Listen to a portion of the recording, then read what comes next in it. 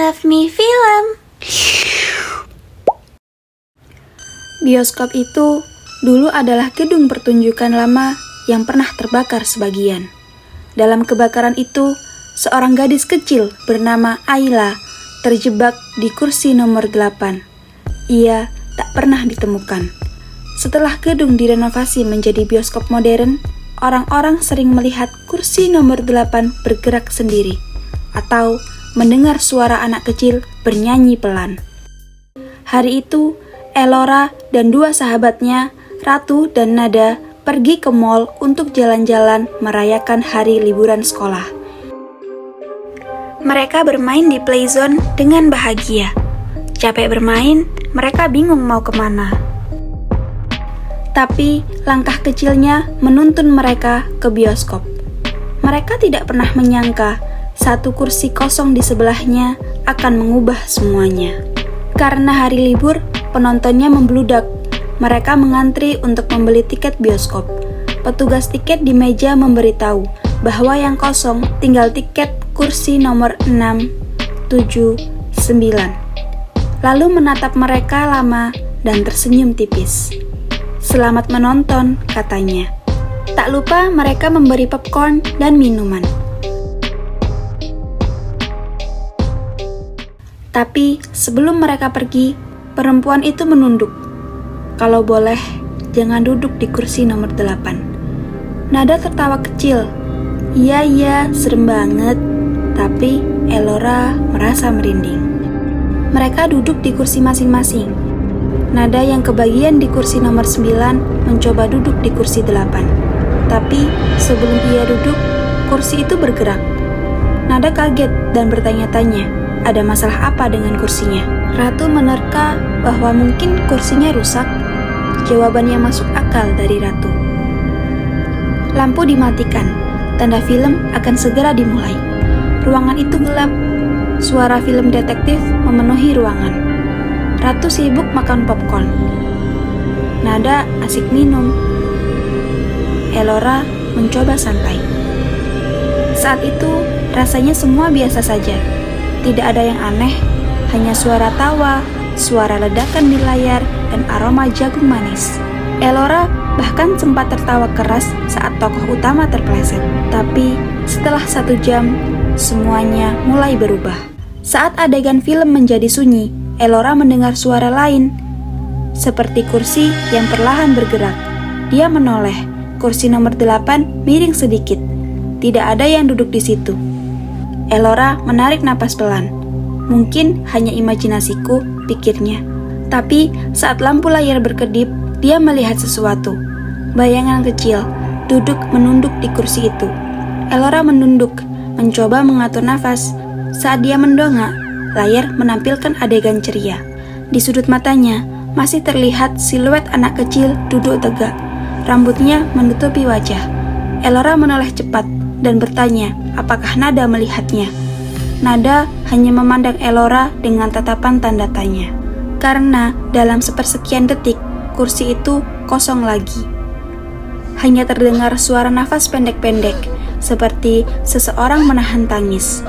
Elora memejamkan mata dan mencoba menenangkan diri. Kemudian Elora membuka mata. Dia memaksa dirinya tersenyum dan memaksakan diri berpikir bahwa itu hanya bayangan. Untuk beberapa menit, semuanya normal lagi. Ratu menghirup aroma popcorn. Nada mengeluh karena minumannya habis. Mereka tertawa bersama. Elora mencoba untuk fokus menonton dan menikmati tayangan itu kembali. Suara musik bioskop yang menggelegar membuatnya sedikit tenang, bahwa ia tak sendiri. Film kembali berjalan. Suara anak kecil muncul dengan pelan.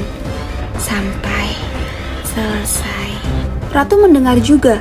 Dia menoleh cepat, wajahnya pucat dan bertanya-tanya, siapa yang berbicara? Tidak ada yang menjawab, hanya suara kursi berderit makin keras. Elora merasakan punggung kursinya ditekan pelan dari belakang, seakan seseorang bersandar di sana. Elora melonjak dari kursinya, kemudian ia merasa di bahu kirinya sesuatu menepuk, pelan, lembut, dingin. Dia menoleh cepat, tidak ada siapa-siapa. Layar film berkedip. Sebentar, gambar film hilang.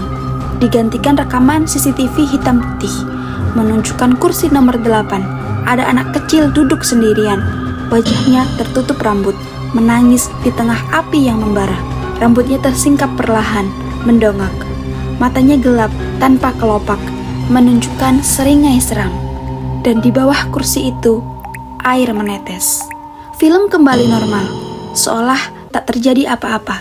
Nada, Ratu, dan Elora syok ketakutan melihat adegan itu. Film selesai, lampu dinyalakan. Elora berdiri berjalan ke kursi nomor 8. Dudukannya basah, menetes ke lantai. Dia menunduk. Di sana ada sebuah kertas bertuliskan, "Terima kasih sudah menemaniku menonton. Ayla." Saat keluar, Elora tak tahan. Dia kembali ke meja tiket dan bertanya tentang kursi itu. Sebenarnya ada apa? Petugas tiket hanya menatapnya.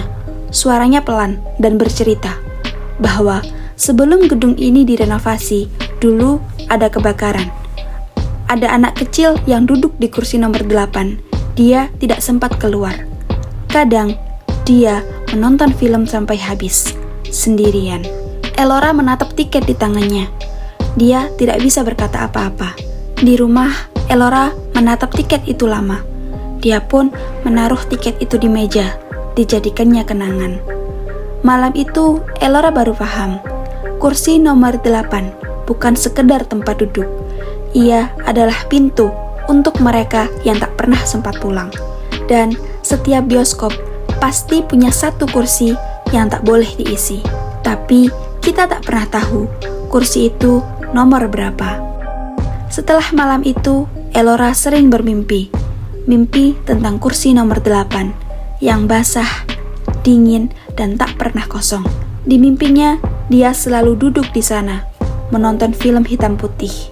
Di sebelahnya, seorang gadis kecil tersenyum sambil meremas tangannya. Dan setiap pagi, Elora terbangun dengan jari yang lembab, seperti baru saja menggenggam tangan seseorang yang tak bernyawa. Tengah malam, Elora yang terbangun mencoba tidur kembali. Tapi ketika matanya hampir terpejam, ponselnya menyala sendiri. Dan di situ ada pesan bertuliskan,